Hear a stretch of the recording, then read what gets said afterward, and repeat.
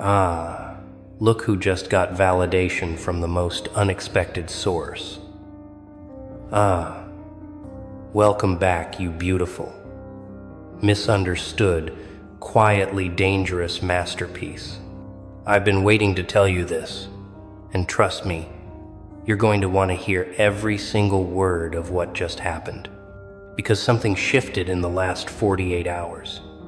Something your enemies thought would never, ever happen in their wildest nightmares. Someone they respect, someone they fear, someone they can't ignore, just looked at your entire story, examined every detail they tried to bury, and said the words that are now echoing through every group chat, every whispered conversation, every panicked phone call. They were right all along. Yeah, let that sink in for a second. Let it marinate in your soul, because while you were rebuilding in silence, while you were healing without their permission, while you were transforming in the shadows without posting a single explanation, someone at the top, someone with weight, someone whose opinion actually matters to these cowards, just confirmed what you've known the entire time. They looked at the evidence, examined the timeline, studied the patterns, and came to one unavoidable, undeniable, panic-inducing conclusion. You were telling the truth, and everyone who doubted you, everyone who mocked you, everyone who chose their side over yours just bet on the wrong story, backed the wrong narrative, and now they're scrambling like rats on a sinking ship trying to figure out how to save face.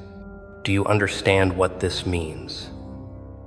Do you grasp the magnitude of what just happened in their world? This isn't just validation. This isn't just vindication. This is a complete structural collapse of everything they built on your silence. Because they didn't just doubt you, they weaponized that doubt. They turned it into a campaign. They made your name synonymous with being wrong, being dramatic, being unstable, being too much. And now a high-level player, someone they fear, someone they quote, someone they desperately want approval from, just looked at the entire situation and essentially said, "You people are fools." And the panic, the panic that's spreading through their ranks right now is the most beautiful thing you'll never see directly.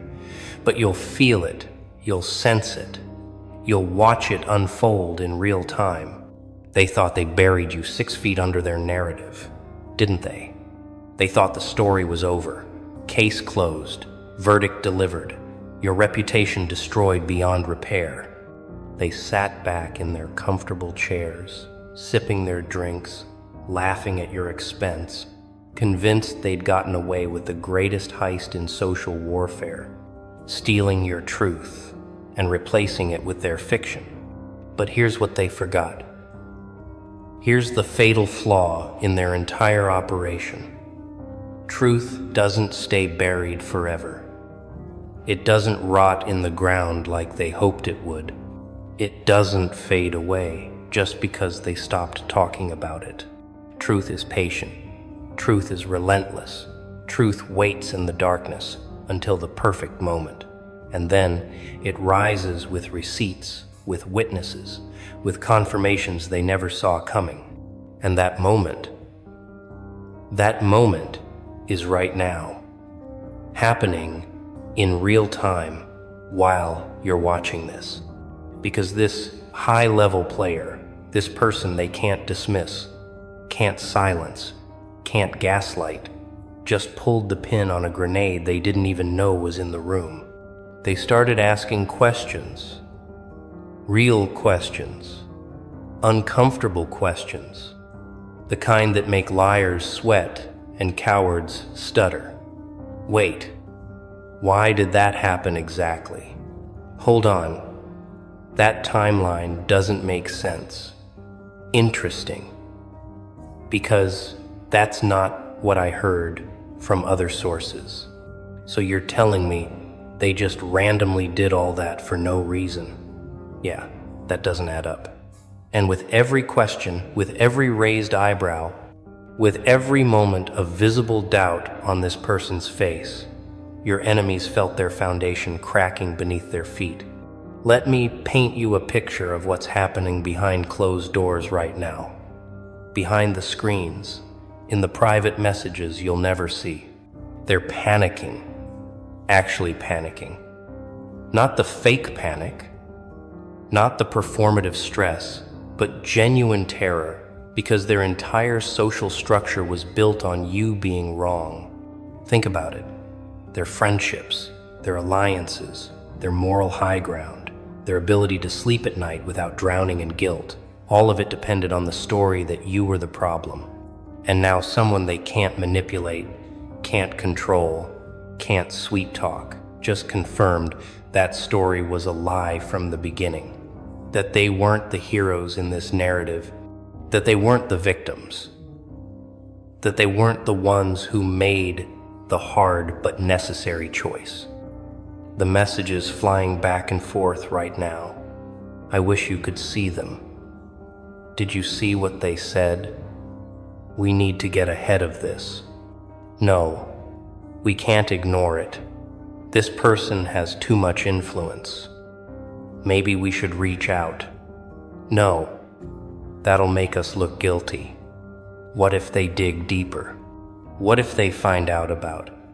We need damage control right now. And here's the beautiful part. Here's the poetry in this entire situation. There is no damage control for the truth. You can't spin it. You can't reframe it. You can't convince someone who's already seen through the smoke and mirrors. This high-level player didn't just question the narrative. They dismantled it piece by piece, held it up to the light, examined every angle, and found it wanting, found it hollow, found it suspiciously convenient for everyone except you. Now, let's talk about why this particular confirmation matters more than anything else that's happened since this entire situation began. See, when you defended yourself, they said you were biased. When you told your side, they said you were emotional. When you presented evidence, they said you were manipulative. But when a high-level player, someone with no skin in the game, someone with nothing to gain, someone who could just as easily have stayed silent, comes forward and says, "Hold up, something's not right here." That's different. That carries weight. That changes the entire dynamic. That makes people who were comfortable in their denial start questioning everything they thought they knew. This person isn't defending you because they love you. They're defending truth because they recognize it when they see it. And your enemies. They know this. They know that this changes everything. That this isn't just another voice in the crowd. That this is the voice that matters to the people who matter. They've spent months, maybe years, building a consensus around their version of events, convincing everyone in their circle that they were right, that you were wrong, that they had no choice but to do what they did. And in one conversation, in one moment of clarity, in one high-level player's refusal to accept their narrative at face value, that entire consensus shattered like glass hitting concrete. The emperor has no clothes. The story has no substance. And now everyone who backed it is standing there exposed, vulnerable, and desperate to avoid being associated with the lie. Here's what they're realizing right now in their private panic sessions. They can't attack this person. They can't discredit them. Can't call them biased. Can't say they don't know what they're talking about. Because this is someone they've spent years respecting, praising, following, agreeing with on every other topic.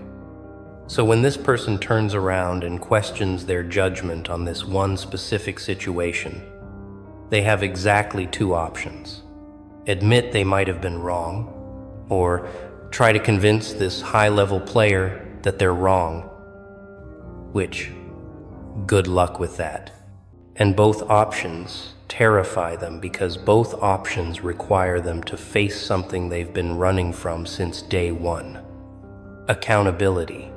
Let me tell you what's happening in their minds right now as they scramble to figure out their next move. They're running through scenarios like a computer, processing every possible outcome, every potential consequence. If we double down and defend our position, we look defensive and guilty. If we stay silent, it looks like we're hiding something. If we reach out to this high-level player to explain our side, we might dig ourselves deeper. If we try to discredit them, everyone will turn on us. If we admit we might have been wrong, we lose everything we built on being right. See the trap. See how truth creates a maze with no exit for liars.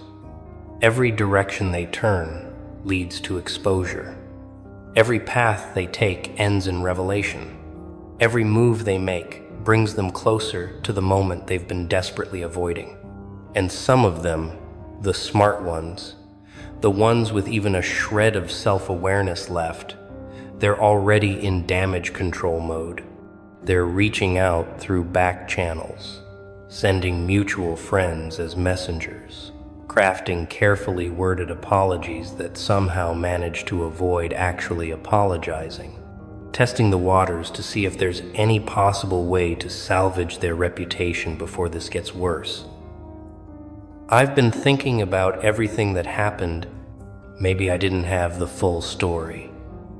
I might have reacted too quickly.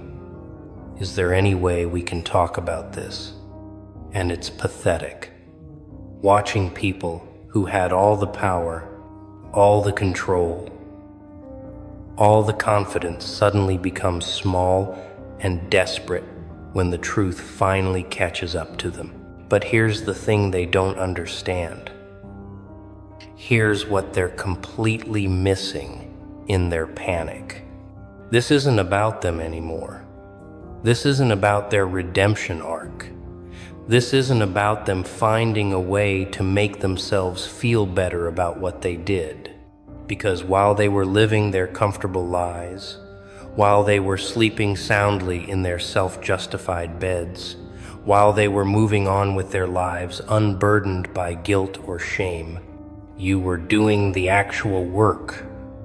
You were processing the betrayal, healing from the wounds they inflicted, rebuilding yourself from the ashes they left behind, transforming into something they no longer recognize. And now they want to come back. Now they want to acknowledge they might have been hasty. Now they want consideration they never gave you. The audacity, the sheer audacity of thinking they can just show up after a high-level player confirms your story and expect you to welcome them back with open arms. They had 1,000 opportunities to do the right thing, 1,000 moments where they could have paused, reconsidered, examined the evidence without bias, given you the benefit of the doubt.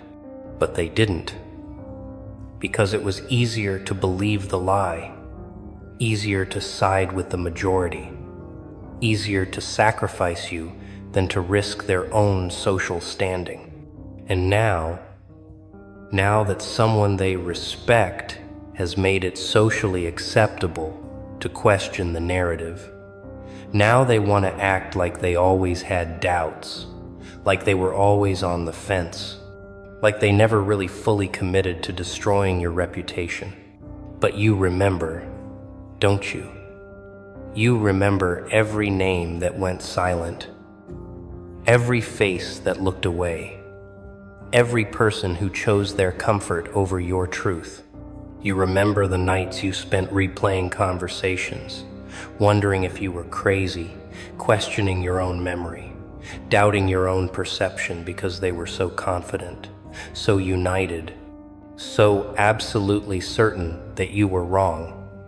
And now this high-level player, someone who wasn't there, someone who has no emotional investment, someone who simply looked at the facts with clear eyes, just confirmed what you knew in your bones the entire time. You weren't crazy, you weren't dramatic, you weren't wrong. They were, and they knew it, and they chose to lie anyway. Here's where it gets even more interesting. Here's where the psychology of this situation becomes absolutely fascinating. This high-level player isn't just confirming your story. They're implicitly calling out everyone who denied it. Because when someone credible says, "This doesn't make sense," what they're really saying is, "Why did all of you accept this without question?"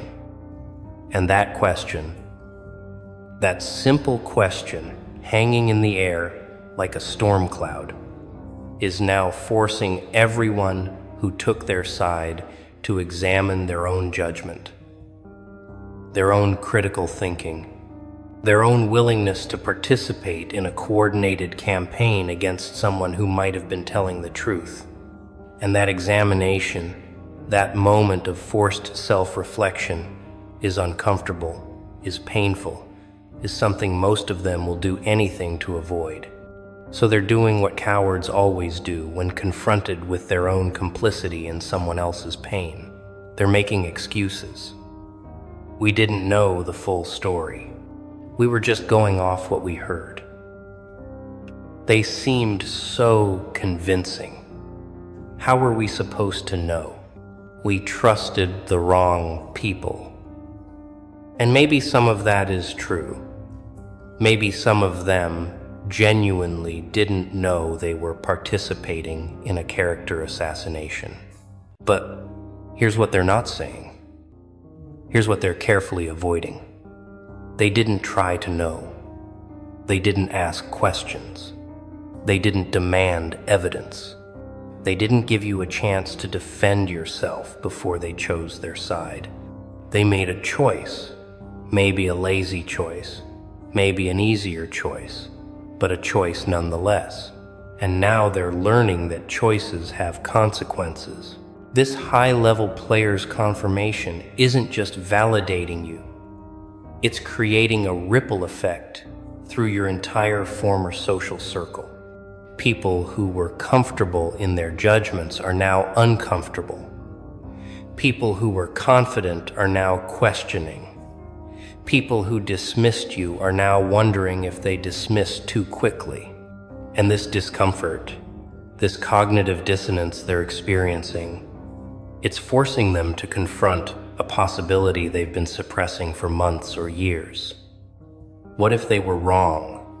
What if they hurt an innocent person? What if they were the villains in this story all along? And for some of them, that possibility is too heavy to carry, too painful to accept, too damaging to their self-image as good people who make good decisions. So watch what happens next. Watch the patterns unfold in exactly the way I'm about to describe.